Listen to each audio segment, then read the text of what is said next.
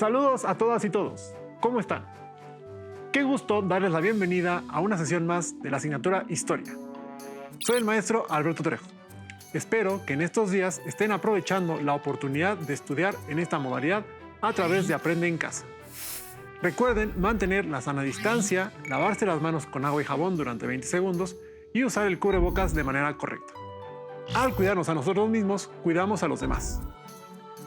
En la sesión del día de hoy, abordaremos un tema correspondiente a la asignatura Historia 1, titulado La aldea global. El propósito de esta sesión es valorar la importancia de Internet y los medios electrónicos en la integración mundial.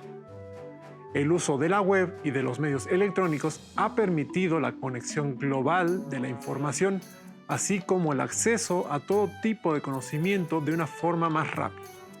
Sin duda, el uso de tecnología ha transformado la naturaleza de la comunicación humana y ha provocado un cambio de hábitos en la vida diaria. La cultura informática ha superado la barrera de las fronteras para compartir información entre países. Antes de continuar, les recuerdo que es importante que participen en las actividades planteadas a lo largo de la sesión. También les invito a tener cerca su libro de texto, cuaderno u hojas blancas y de colores, pegamento, lápiz o bolígrafo y colores para registrar las ideas principales, así como dudas y reflexiones, para que posteriormente puedan compartir los avances con su familia. Si ya están listas y listos, ¡comenzamos! Relacionado con el tema de hoy, en nuestra sección Leer para conocer, abordaremos un tema del que seguramente han escuchado hablar: las fake news o noticias falsas. La siguiente información fue publicada en un boletín de la Universidad Nacional Autónoma de México en abril de 2020. Dice así: además de enfrentar la pandemia de COVID-19, México vive la propagación de noticias falsas que circulan en las redes sociales y algunos medios de comunicación tradicionales, generando un impacto adverso para enfrentar la situación, afirmó Luis Ángel Hurtado, profesor investigador de la Facultad de Ciencias Políticas y Sociales de la UNAM. Las también llamadas fake news tienen efecto directo en el estado de ánimo y este poco a poco evoluciona hasta generar pánico. En algunas partes del mundo se han presentado situaciones que derivaron en cuadros de histeria colectiva. Este fenómeno es preocupante, dijo. Hoy, la epidemia de desinformación alcanza cifras importantes en nuestro país y nos convierte en el segundo, después de Turquía, con mayor generación de noticias falsas, puntualizó Hurtado, uno de los autores del reciente estudio Radiografía sobre la difusión de fake news en México, que incluyó la aplicación de 1.593 cuestionarios al mismo número de personas de entre 14 y 95 años de los 32 estados del país. El investigador indicó que entre el 83 y el 90% de los encuestados dijo haber recibido noticias falsas sobre la COVID-19. Las 5 redes sociales más usadas por los mexicanos se encuentran en un nivel alto de circulación y propagación de información falsa, reiteró. Si las personas que las consultan tienen acceso a las mismas noticias y solo centran su atención en ellas para mantenerse informadas, el problema cobra grandes dimensiones y se provoca un miedo agudo. En ese sentido, las fake news tienen hoy un papel importante en la desinformación de los mexicanos. El especialista estableció 5 pasos para evitar la propagación de comunicación imprecisa. No creer al 100% lo que circula en las redes sociales, darse unos minutos para corroborar antes de compartir, guardar la calma y no dejarse llevar por los impulsos ni hacer comentarios deliberados si no tenemos la seguridad. Asimismo, mantenernos informados a través de autoridades de salud nacionales e internacionales y seguir las normas de sanidad establecidas para evitar el contagio. Si no tomamos la debida precaución, las redes sociales podrían ser un vehículo para que las personas que están detrás de las noticias apócrifas generen caos, incertidumbre y pánico, que pueden derivar en crisis sanitarias y económicas, finalizó. Hasta aquí la lectura. ¿Se dieron cuenta que al leer noticias se ejercitan habilidades que las y los historiadores ponen en práctica en su trabajo de investigación? Por ejemplo, el análisis de la información a través de la búsqueda de diversas fuentes e interpretaciones, así como verificar el origen e intención de la fuente de información. Además de los medios de comunicación tradicionales, las redes sociales se han convertido en los principales canales de comunicación. Esto gracias al Internet. Conozcamos su historia.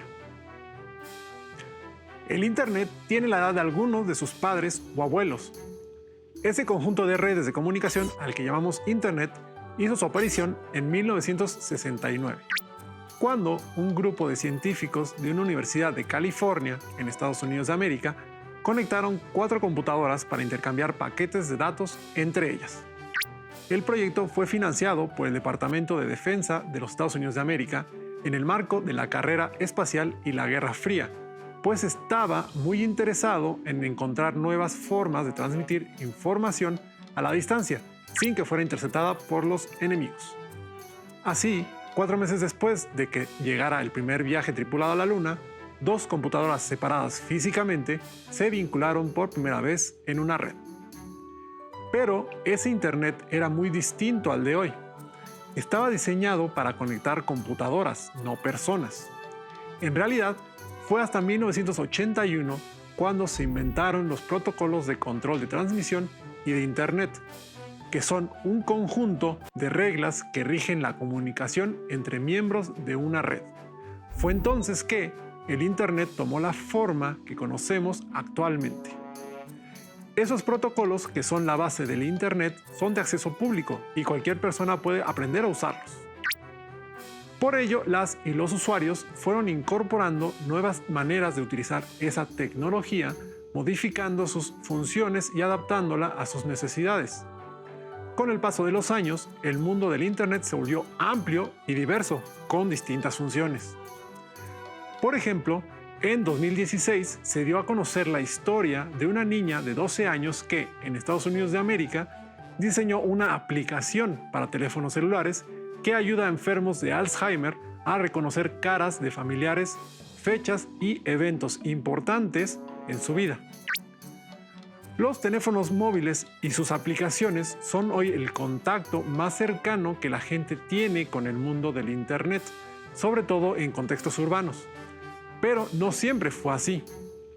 En las últimas décadas del siglo XX, el Internet se sumó a los medios electrónicos de comunicación como la radio y la televisión. Estas formas masivas de comunicación en buena medida harían posible la globalización del mundo a tal grado que el sociólogo Marshall McLuhan aseguraba en 1962 que ya vivíamos en una aldea global, pues consideraba que el crecimiento de la radio, el cine, la televisión, el teléfono y la fotografía habían transformado la vida cotidiana con su capacidad de difundir imágenes y sonidos al mismo tiempo hacia lugares muy distantes, haciendo del ancho mundo una pequeña aldea global donde podemos conocer con gran facilidad lo que sucede al otro lado del planeta. Antes de continuar, ¿cómo creen que es posible que la información se transmita de un dispositivo a otro? Conozcamos la importancia de los satélites para las telecomunicaciones a través del siguiente video. ¿Sabes cómo llegan las señales de comunicación a los teléfonos móviles y a los televisores? ¿O cómo se conoce el pronóstico del tiempo? Gracias a los satélites es posible que la televisión, la radio, la telefonía y el Internet se transmitan a nivel mundial, así como proporcionar señales para conocer la posición exacta de algún receptor por medio de los sistemas de geolocalización como el GPS. Los satélites artificiales son estaciones que permiten la recepción, amplificación y emisión de ondas de radio cortas. Estas ondas requieren de una estación terrestre para la emisión y recepción de señales electromagnéticas. Por ejemplo, un emisor envía una señal de radiofrecuencia al satélite y ésta recibe la señal y funge como repetidor, amplificándola y retransmitiéndola hacia los receptores con un rango de frecuencia diferente llamado enlace descendente. Los satélites cuentan con una fuente de energía compuesta por celdas solares y baterías para su almacenamiento. También cuentan con generadores de energía, como las pilas de combustible. Para su funcionamiento, el satélite requiere de diferentes computadoras que permiten el control y el monitoreo de los sistemas y equipos. Cada satélite tiene un sistema de control compuesto por un giroscopio para medir su inclinación, acelerómetros para medir su aceleración, un sistema estabilizador de ruedas de reacción para describir su rotación y un conjunto de sensores para determinar su posición con la guía de las estrellas. ¿Sabes cómo funcionan los satélites en el espacio? Los científicos buscan que los satélites se muevan siempre sobre una misma órbita, para que las antenas receptoras de la Tierra no tengan que moverse para encontrarlos. Esto se logra programando el satélite para que se mueva en una órbita geoestacionaria u órbita geo. Por eso se llaman geoestacionarios. Una órbita geo debe estar a 35.786 kilómetros por encima del ecuador y en dirección de la rotación de la Tierra. Es decir, un día completo, a una velocidad de 3.07 kilómetros por segundo. Esta velocidad debe ser constante, porque si fuera menor, el satélite caería en la Tierra y si fuera mayor, saldría de la órbita y se perdería en el espacio. ¿Cómo hacen los científicos para que estos satélites se mantengan en el espacio sin perderse? Para construir un satélite geoestacionario se necesita de la participación e interacción de especialistas de diferentes áreas. En el diseño intervienen ingenieros en electrónica, informática, sistemas y robótica, quienes combinan la computación, ingeniería, electrónica e ingeniería de software para crear sistemas inteligentes que recopilan información de manera automática y que, además, monitorean e interpretan datos de las misiones especiales. Por otra parte, matemáticos y físicos trabajan para colocar los satélites, lo cual consta de varias etapas. Primera, se requiere un cohete transportador que lleve el satélite a la órbita geo.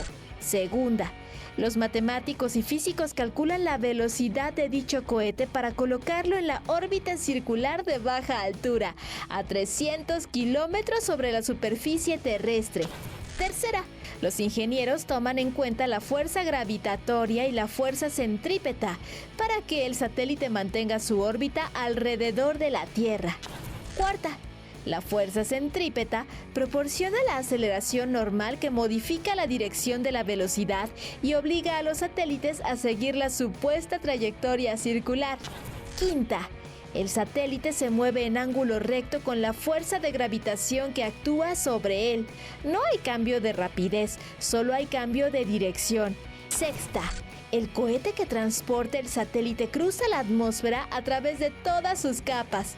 Séptima, al llegar a una altura de 193 kilómetros, el sistema de navegación despliega pequeños propulsores que rotan al vehículo a una posición horizontal.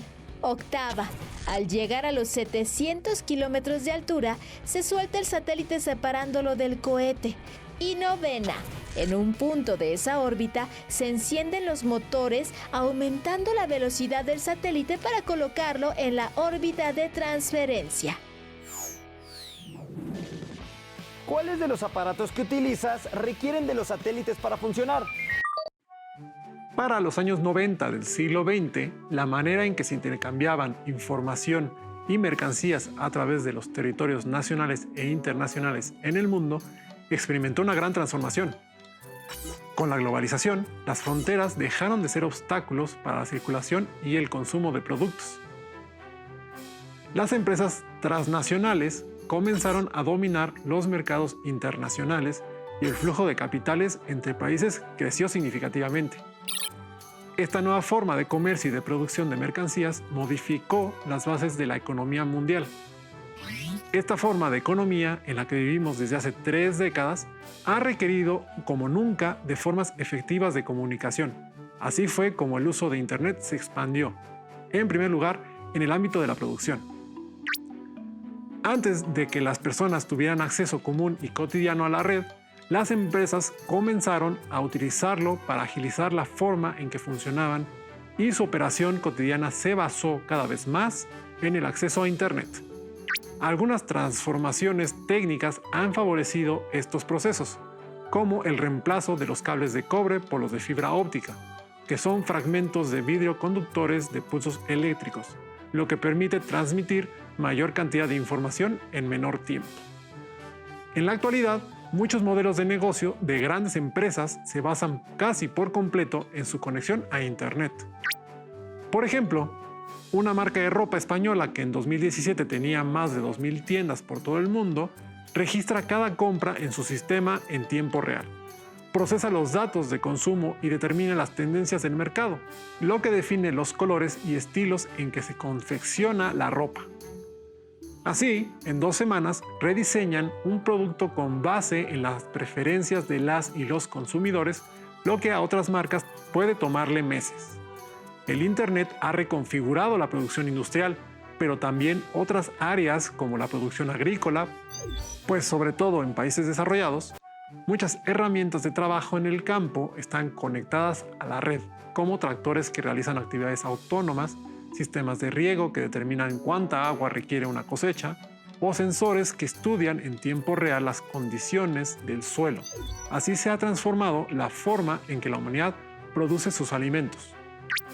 Además, el Internet se ha incorporado a ámbitos cruciales para la sociedad, como el sector salud, pues cada vez más dispositivos conectados a la red son incorporados en procedimientos quirúrgicos y del cuidado de la salud.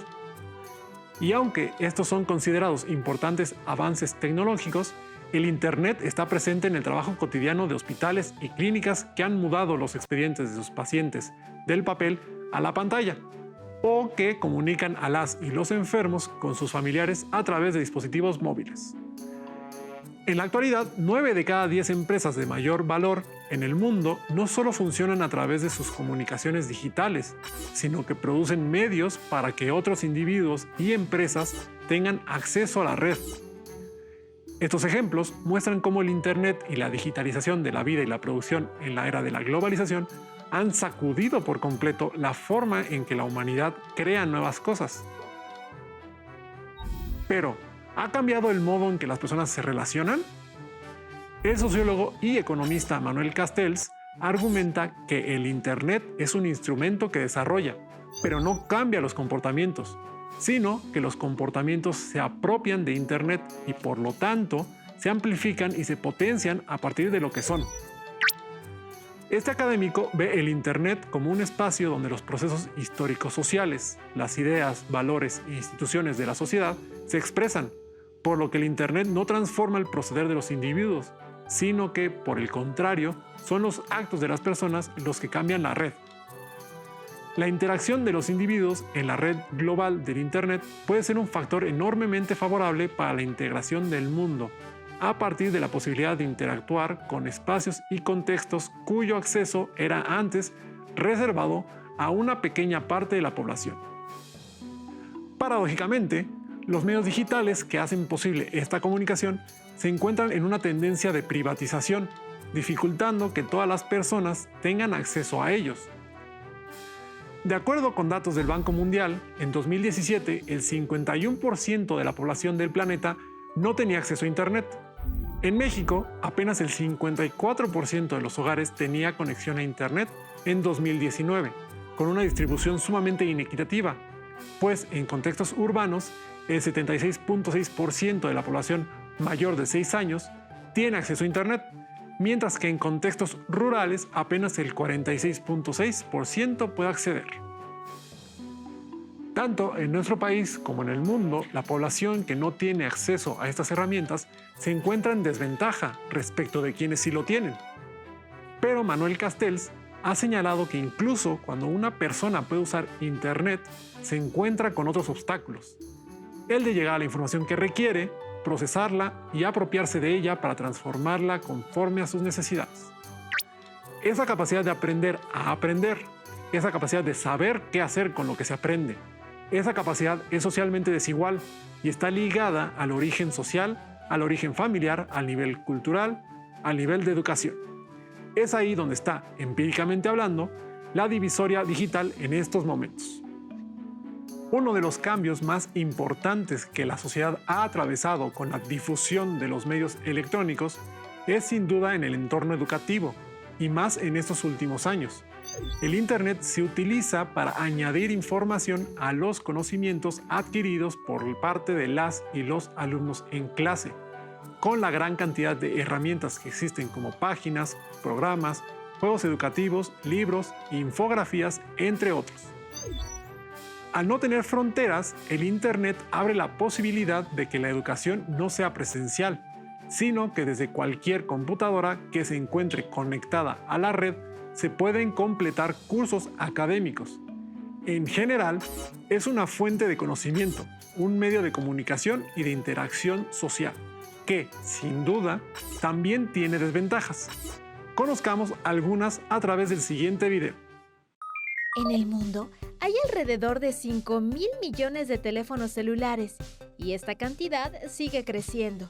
Todos ellos son dispositivos electrónicos que consisten de varias partes, entre ellas una cubierta protectora que rodea la pantalla, llamada carcasa, botones, pantalla de visualización y diversos componentes electrónicos. Por tal razón, para fabricarlos, se requiere de la participación de muchas personas, de varias etapas de producción y de materias primas que se obtienen de distintas partes del mundo. Particularmente, la extracción de materias primas suele causar problemas ambientales y sociales. Por ejemplo, el coltán, mineral de color negro que se utiliza para producir los condensadores electrónicos, se extrae principalmente de las reservas que se ubican en la República Democrática del Congo, las cuales representan el 80% a nivel mundial. Sin embargo, su extracción causa severos problemas de deforestación, graves daños a la fauna y contaminación de ríos y lagos. Además, la extracción del coltán genera situaciones laborales muy injustas en las que se violan los derechos humanos, puesto que es un trabajo prácticamente esclavizante. Del coltán se obtienen el niobio y el tantalio, dos superconductores capaces de almacenar carga eléctrica y liberarla cuando se necesita, y que tienen alta resistencia a la corrosión, por lo que son imprescindibles para la fabricación de los teléfonos celulares. Brasil posee cerca del 90% de las reservas mundiales de niobio, específicamente en el estado de Minas Gerais, y China es el país líder en la importación de este mineral. En Brasil, la explotación laboral resultante de la obtención del niobio ha afectado a varias poblaciones indígenas, ya que han tenido que abandonar sus comunidades de origen debido a los diferentes problemas ambientales. Por ejemplo, la contaminación de suelos y de aguas subterráneas y superficiales, la cual a su vez ha ocasionado la muerte de plantas, animales y personas, tras contraer diferentes enfermedades. Otro de los factores negativos que conlleva la fabricación de celulares es el alto consumo de energía eléctrica que se requiere en los procesos y en el uso de maquinarias y herramientas. Además, este consumo de energía continúa durante el uso de los aparatos, pues es necesario para realizar las llamadas, enviar mensajes de texto y transmitir datos a través de las redes de servicios inalámbricos. Por tal motivo, además de recargar la batería periódicamente, es necesario adquirir otra en cuanto la anterior haya agotado su vida útil.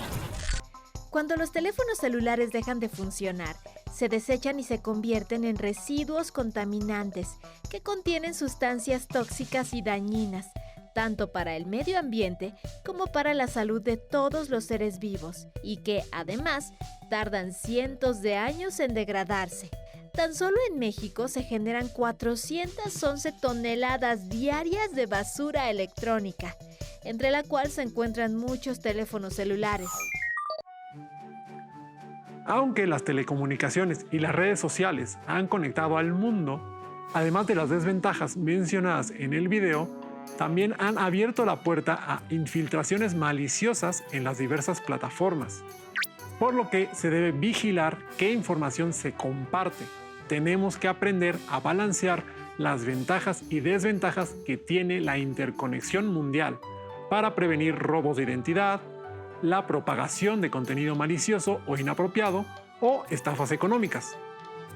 Por lo anterior, antes de despedirnos, les tengo un reto. Reflexionen. ¿Para qué actividades utilizo el Internet? ¿Qué riesgos existen en la red? ¿Y cómo se mantienen seguras y seguros? Finalmente, elaboren un esquema donde enlisten las ventajas y desventajas individuales y sociales del uso de Internet. No olviden que para resolver el reto de la sesión, pueden consultar su libro de texto de historia. ¡Listo! ¡Terminamos! Pero aún nos queda mucho por explorar y descubrir. Así que nos vemos pronto aquí en Aprende en Casa. Hasta la próxima. Si tienes dudas o necesitas ayuda, llama al Centro de Apoyo Pedagógico a Distancia. El número de teléfono para secundaria es el 55 36 01 71 23. Si requieres consultar los libros de texto en versión digital, recuerda que los puedes encontrar en la página conalitec.cep.gov.mx. Y recuerda que también cuentas con el sitio aprendeencasa.cep.gov.mx, en donde podrás ver nuevamente los videos de los programas y además encontrarás actividades para fortalecer tus aprendizajes. También te invitamos a que consultes la plataforma nuevaescuelamexicana.cep.gov.mx.